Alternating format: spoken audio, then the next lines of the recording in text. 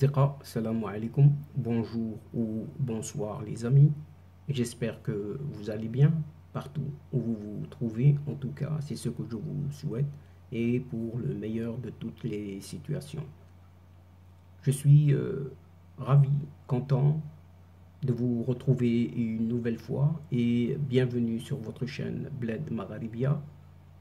Et surtout, merci de nous recevoir chez vous et parmi vous à travers cette 314e vidéo qui vient vers vous pour vous proposer votre ce qui fait débat, c'est-à-dire ce qui fait tout simplement la petite discussion entre nous à chacune de nos entrevues.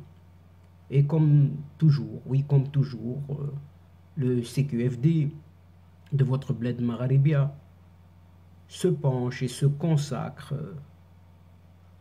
à cette actualité nord-africaine, maghrébine, pour venir vous la résumer en quelques mots, si ce n'est quelques petites phrases qui ont été dénichées à partir de cette actualité.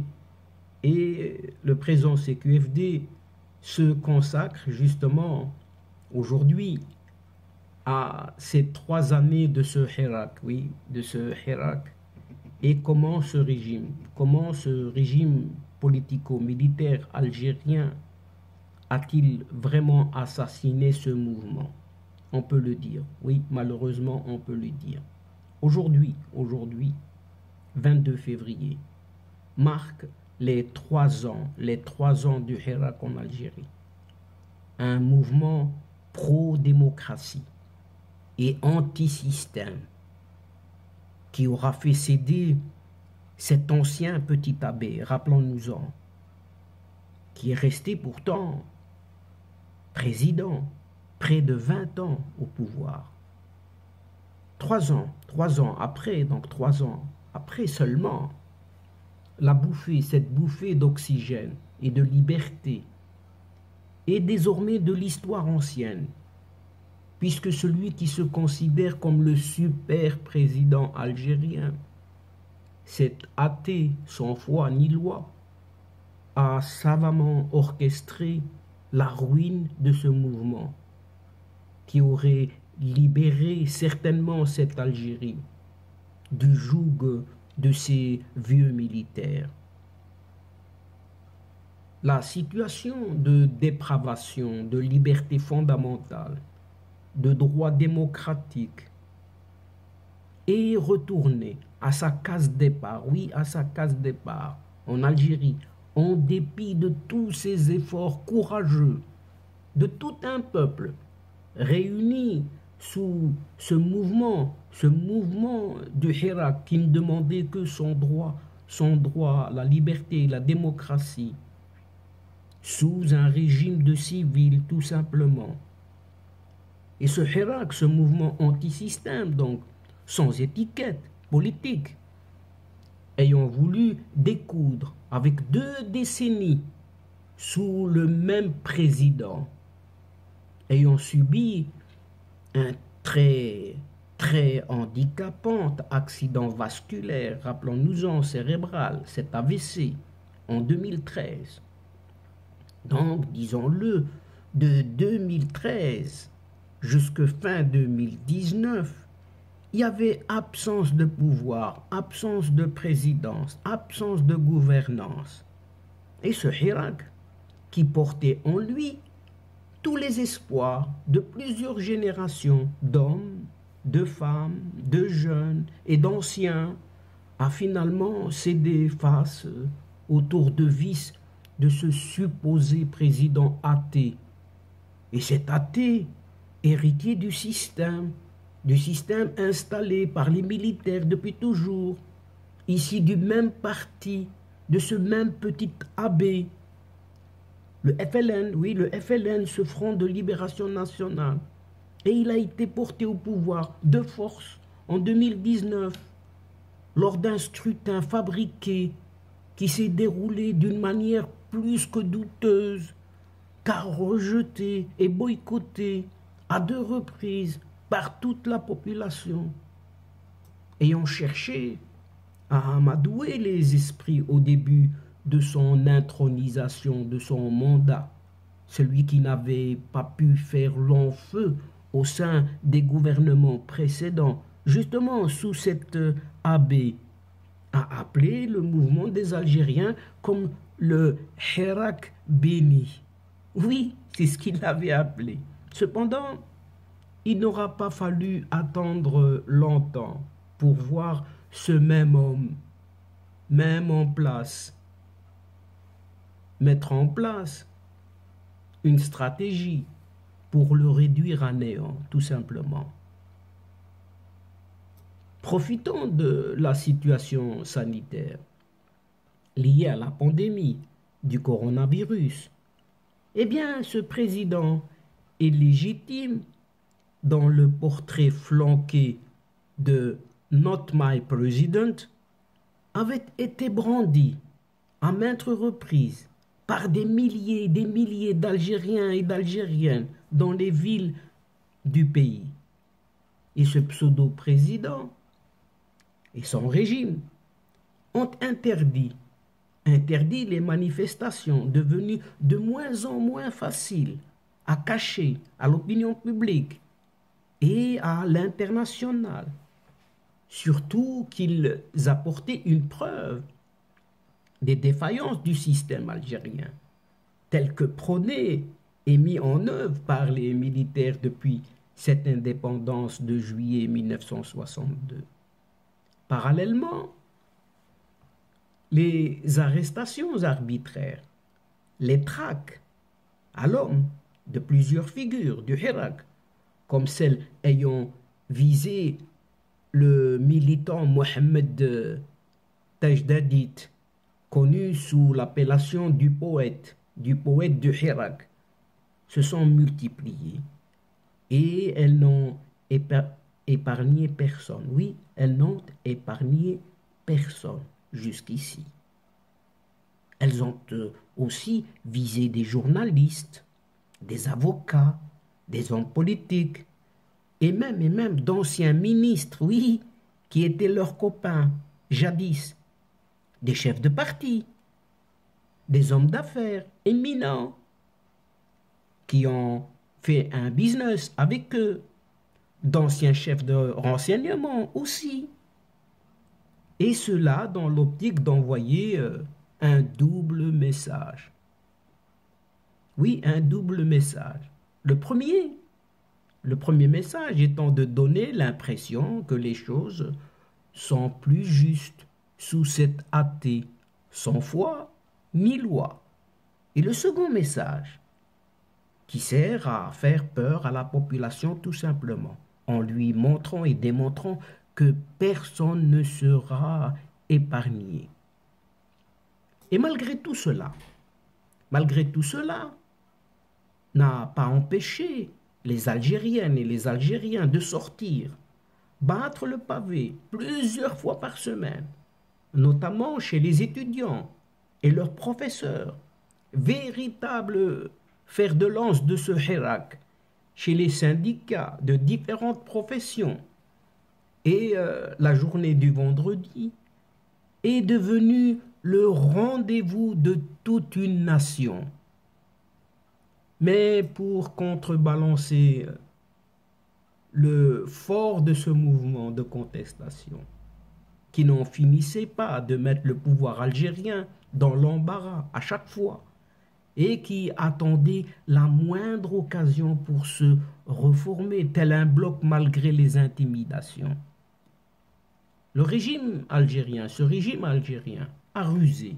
Il a rusé, comme à son habitude, pour orienter l'opinion publique, notamment en faisant marcher sa machine de propagande, et en faisant planer le spectre de la menace extérieure. Oui, la menace extérieure. Et vous avez compris. Et cette main étrangère, cette main invisible, qui serait derrière le Hirak, oui, qui serait et qui pousserait ce Hirak.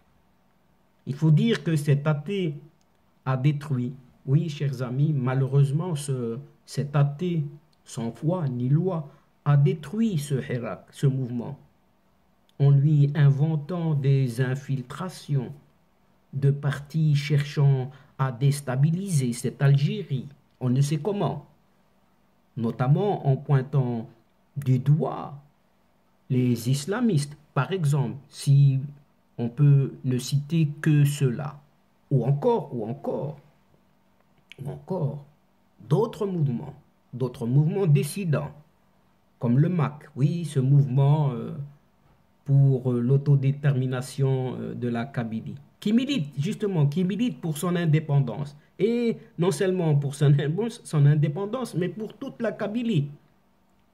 Ou encore le mouvement dit Rachad, emmené par un ex-diplomate algérien et qui est à mouvance soi-disant islamiste. Deux mouvements basés à l'étranger. Ces deux mouvements sont basés à l'étranger, qui échappent au contrôle du système algérien.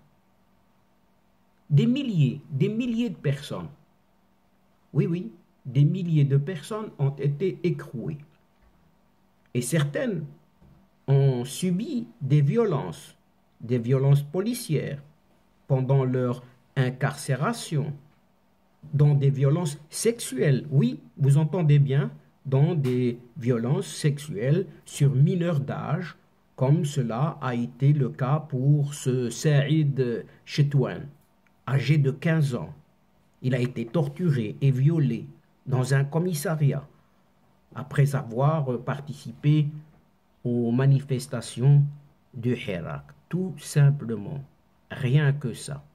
Et ces autorités algériennes ont adopté donc une stratégie bien ficelée pour museler les voix dissidentes du régime et divers chefs d'accusation graves, des emprisonnements en préventive pour laisser les manifestants pourrir, tout simplement pourrir en prison avant d'avoir droit à un semblant de procès.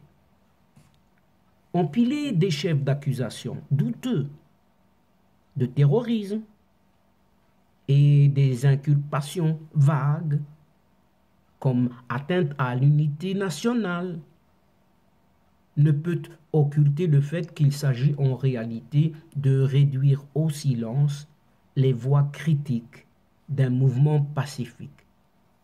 C'est ce qu'a déclaré Eric Goldenstein, directeur par intérim de la division Moyen-Orient et Afrique du Nord à Human Rights Watch, à l'occasion des 3 ans du Hirak justement. Au cours de l'année 2021, le nombre de détenus liés au Hirak seulement a connu une nette hausse. Et selon le Comité national pour la libération des détenus, ce fameux CNLD, créé en août 2019 par des activistes et des avocats, il s'agirait d'au moins 280 personnes actuellement emprisonnées pour avoir juste exprimé pacifiquement leurs opinions, pour avoir critiqué le système en place. De son côté, la Ligue algérienne pour la défense des droits de l'homme, cette fameuse LADDH, estime le nombre de personnes en détention, elle, à 330, oui, pas moins de 330, selon les chiffres arrêtés au 5 février dernier. Outre tous ces activistes, il y a des blogueurs, il y a des journalistes, il y a des professeurs et des professeurs universitaires, des avocats.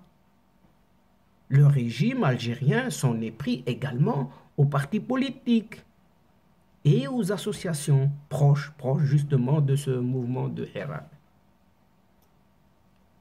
Et le Conseil d'État, oui, le Conseil d'État, la plus haute juridiction administrative d'Algérie, a ordonné la suspension des activités du Parti socialiste des travailleurs, ce PST, suite à une plainte déposée par le ministère de l'Intérieur.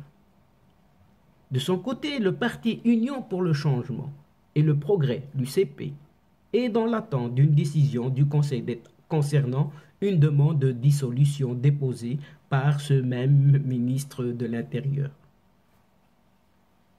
Deux autres partis sont eux aussi les prochaines cibles et ils attendent les conséquences de résultats qui leur sera réservé.